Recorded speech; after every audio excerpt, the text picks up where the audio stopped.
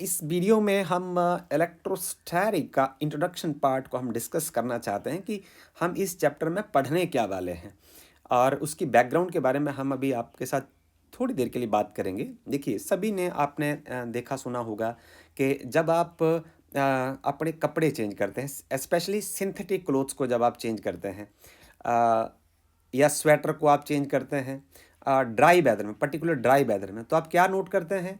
Spark पैदा होती है या टक टक की आवाज़ आपको सुनाई देती है। और यदि हम जो लेडीज़ हैं और उनकी साड़ी की बात करें, यदि पॉलिएस्टर की साड़ी होती है, तब भी आपको ये घटना देखने को मिलती है। ओके।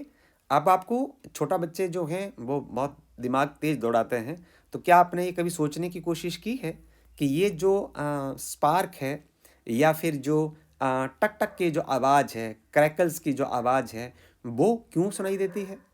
दूसरा सवाल दूसरा सवाल है कि another common example of electric discharge का एक जो दूसरा कॉमन एग्जाम्पल है जो आपने बहुत बार देखा है कि जब आसमान में बिजली कड़कती है, ठीक है।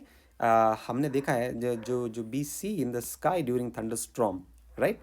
तो उसमें भी इलेक्ट्रिक डिस्चार्ज का एक ये बहुत सुंदर एग्जाम्पल आपको देखने को मिलता है। We also experience the sensation of electric shock. हमें एक झटका लगता है। कब झटका लगता है?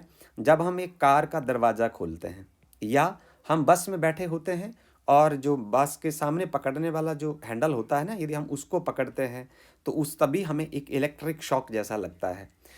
इन सब घटनाओं का जो रीज़न है, the reason for this experiences is the discharge of electric charge. इसमें बेसिकली घटता क्या है? जो इलेक्ट्रिक चार्ज है वो डिस्चार्ज होता है हमारी बॉडी के थ्रू। जो उसमें चार्ज इक्यूमुलेट होता है वो हमारी बॉडी के थ्रू डिस्चार्ज होता है और हमें इलेक्ट्रिक शॉक लगता है, right. Which were accumulated due to rubbing of insulating surfaces. जब ये इक्यूमुलेट कैसे होता है चार्ज? ये due to rubbing of the insulating surfaces. Insulating surfaces के रब करने से चार्ज इक्यूमुलेट होता है और फिर जब हम उसके साथ अपना हाथ लगाते हैं तो वो हमारी बॉडी के थ्रू डिस्चार्ज होता है, जिसकी वजह से हमें इलेक्ट्रिक शॉक लगता है।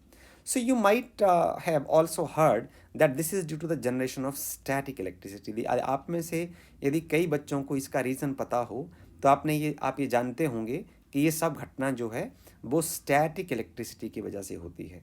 तो आपको सबसे पहले यहाँ अब स्टैटिक सीखना है। तो स्टैटिक क्या चीज़ होती है? तो स्टैटिक का मतलब होता है दैट डज नॉट मूव, जो मूव नहीं करता, या इसकी एक और तरीके से आप डिफाइन कर सकते हैं, that do not change with time, जो समय के साथ नहीं बदलता, तो उसको हम बोलते हैं स्टैटिक। इलेक्ट्रोस्टैटिक ये जो आपका यूनिट रहेगा इलेक्ट्रोस्टैटिक्स, इस चैप्टर में हम क्या पढ़ने वाले हैं? हम इस चैप्टर में सबसे पहले पार्ट में पढ़ेंगे स्टडी ऑफ फोर्सेस, नंबर 1। दूसरे चैप्टर में हम पढ़ेंगे, दूसरे पार्ट में हम पढ़ेंगे फील्ड्स के बारे में, और तीसरे पार्ट में हम पढ़ेंगे पोटेंशियल्स के बारे में।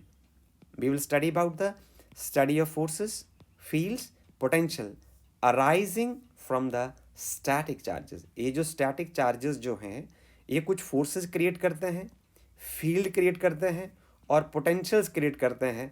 तो हम इन तीन चीज़ों को स्टेप बाय स्टेप समझने की कोशिश करेंगे। This is all about the introduction part of electrostatics. Thank you.